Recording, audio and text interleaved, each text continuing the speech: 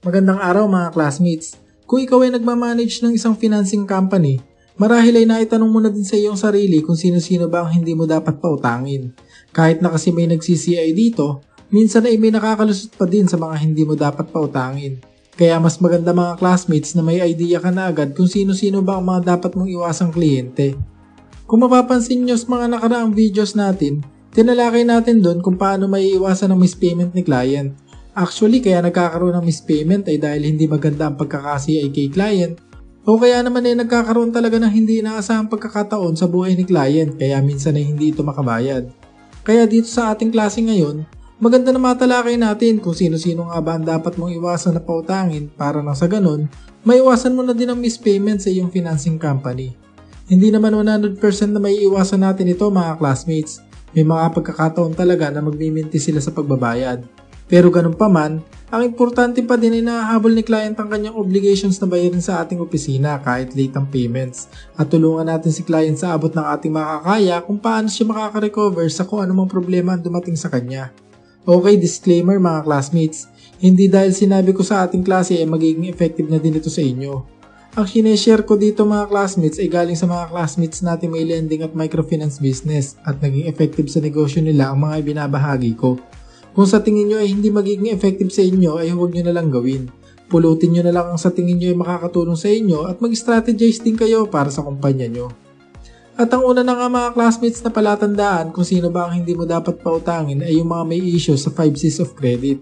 Kung papanoorin nyo ang unang video natin mga classmates tungkol sa pagtatayo ng lending o microfinance, natalakay natin ang 5 C's of credit. Pwede nyo panoorin ulit ang video na yun mga classmates para ma-refresh kayo o kaya naman ay gagawa ulit tayo ng separate video para dito. Kapag kasi na-identify mo ng maayos ang 5 C's of credit sa isang kliyente na naglo-loan classmate, maganda na ang pag-CCI mo. Ito kasi ang karaniwang tinitingnan ng nag-CCI sa kliyente natin at kapag nagagawa natin ito ng maayos ay siguradong magiging maayos din ang opisina natin. Maganda sa mga nagpapautang mo ay ma-refresh sila tungkol dito. Ang ikalawa naman classmates ay hindi mo dapat pautangin ng isang kliyente kung naka-apartment lang ito. Siguro ay maiisip nyo na ang higpit naman natin dahil naka-apartment lang, hindi na agad papautangin. O kaya naman ay may kakayanan naman magbayad si client, pero dahil naka-apartment lang ay hindi na natin papautangin.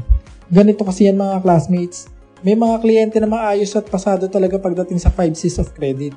Pero kung siya ay naka-apartment lang at nagka-problema, baka bigla itong lumipat ng bahay at magtago na sa'yo. Ang magandang gawin kung good talaga si client ay hanapan mo ng sariling bahay o kaya naman ay gawan mo ng maayos na kasunduan si co-maker at siguraduhin mo na may sariling bahay ito. Ang ikatlong senyales na hindi mo dapat pautangin si client ay malaki agad ang gustong i-loan pero walang collateral. Well, pwede naman na malaki agad ang kanyang ilo-loan mga classmates, pero dapat ay masiyain mong mabuti ito lalong-lalo na kung wala itong collateral.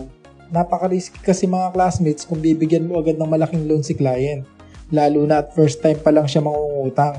Ang iba kasi mga kliyente, kapag medyo kumikita na ang negosyo, akala nila agad for expansion na ang kanilang negosyo dahil gumaganda ang kita nito kaya mangungutang agad.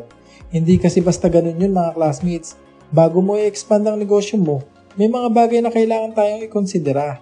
Siguro ay pag-uusapan na lang natin ang mga bagay na to sa mga susunod pa nating video. At ang huli o ikaapat mga classmates na palatandaan na hindi mo dapat pautangin ay yung mga client na madaming utang o mayroon ng utang sa iba.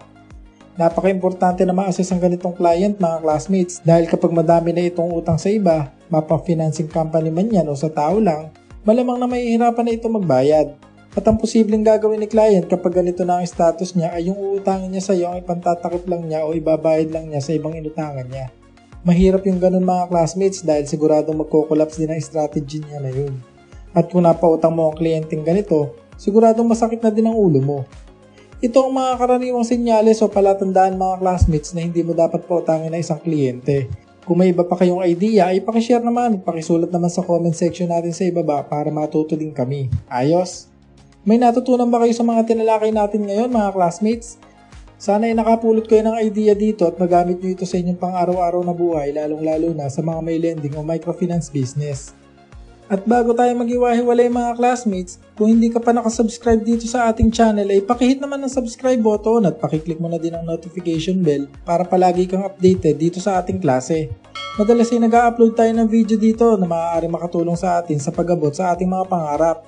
At kung may mga kaibigan o kakilala din kayo mga classmates na sa tingin nyo ay matutulungan natin, ay pakishare naman ang video natin na to para mas lumaki pa ang community natin.